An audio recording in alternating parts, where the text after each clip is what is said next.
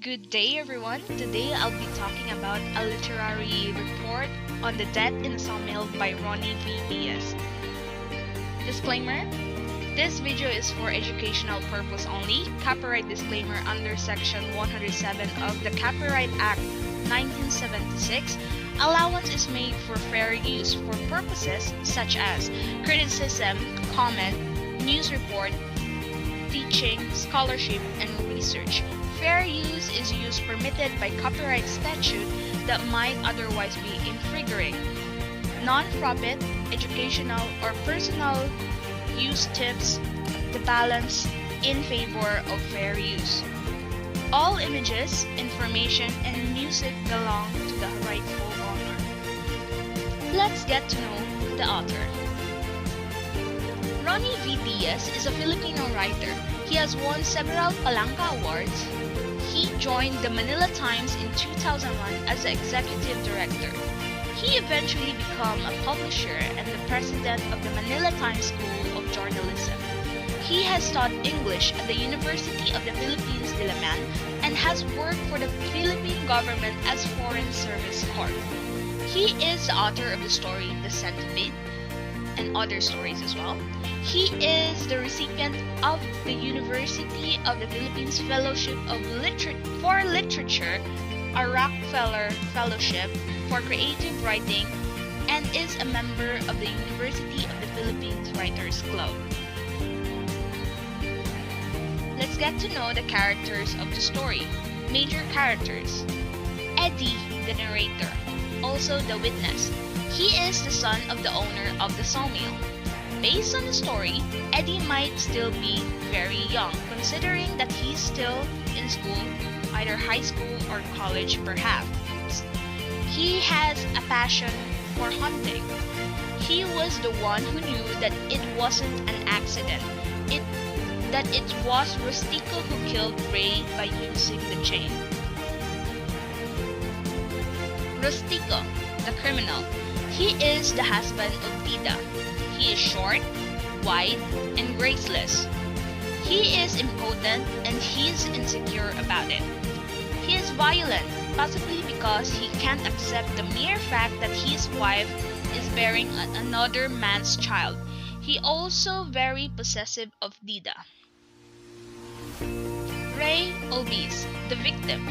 He was the assistant sawyer of Mang Pepe, who also worked for him as a logger before. He is tall, sun-blackened, easy, and is very skilled in hunting. He grew up in Abra de Ilog, used to be a deer country.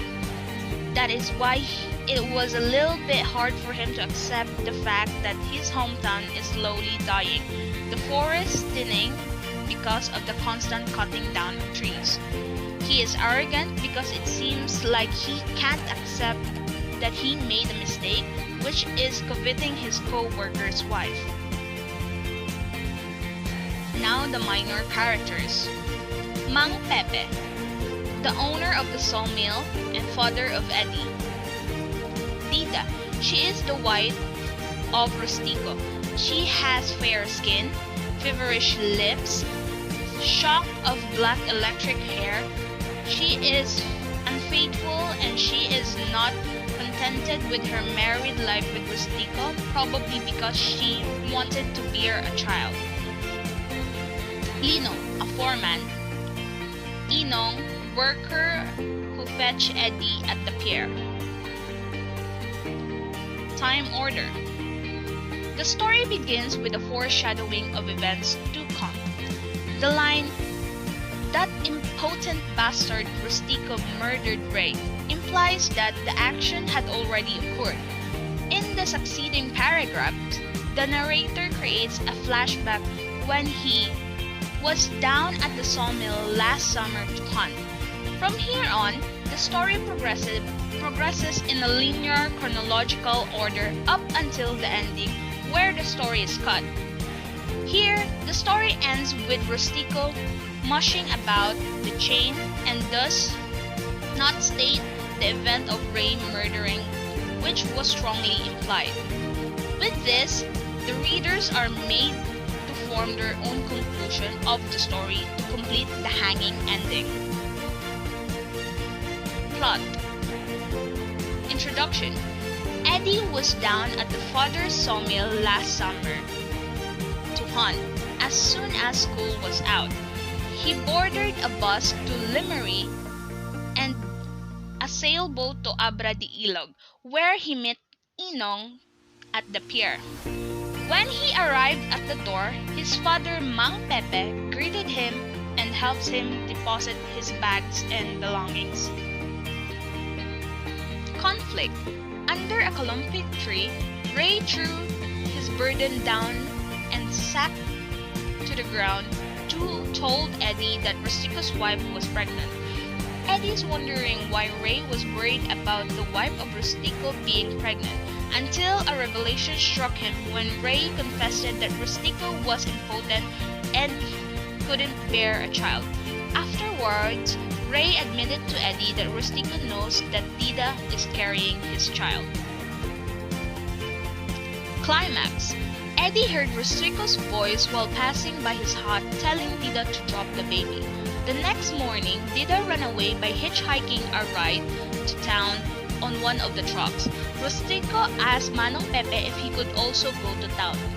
When Manong Pepe noticed both Rustico and Ray were going to town, this fueled his anger and told Eddie to look for Rustico and tell him that he could not leave until Ray returns. While looking for Rustico, he found him sitting on a log carriage, shredding an unlighted cigarette, where he acted tired and leaned on a chain that held the log clumps. Falling action. Rustico killed Ray as he stared down slowly at the chain as thought it were a dead snake.